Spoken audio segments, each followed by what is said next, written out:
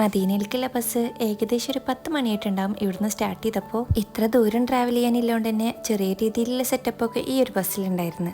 അത്യാവശ്യം യൂസ് ആക്കാനുള്ള ചെറിയൊരു വാഷ്റൂമും പിന്നെ എല്ലാ സീറ്റിന്റെ താഴെയായിട്ടും ഇതുപോലെ ചാർജിങ് സ്പോട്ടൊക്കെ ഉണ്ടായിരുന്നു. ഒരു 2 to 3 ഹവേഴ്സിന്റെ ട്രാവലിങ്ങിന് ശേഷം ഇതുപോലെയുള്ള പെട്രോൾ പമ്പിനായിട്ട് നമ്മളെ ബസ് സൈഡാക്കിയിട്ടുണ്ടായിരുന്നു. നമുക്ക് അവിടുന്ന് ഇശാ നിസ്കരിക്കാനും പിന്നെ ലൈറ്റായിട്ട് എന്തെങ്കിലും സ്നാക്കൊക്കെ കഴിക്കാനും വേണ്ടി. നമ്മളെ നാട് വിട്ടാൽ പിന്നെ ടേസ്റ്റുള്ള ഫുഡുകളൊക്കെ കിട്ടൽ കുറവായിരിക്കും. എല്ലാ ഐറ്റം ഫുഡുകളൊക്കെ ഉണ്ടാകും, പക്ഷെ നമുക്ക് എല്ലാത്തിൻ്റെയും ടേസ്റ്റ് അങ്ങോട്ട് പിടിക്കണം എന്നില്ല.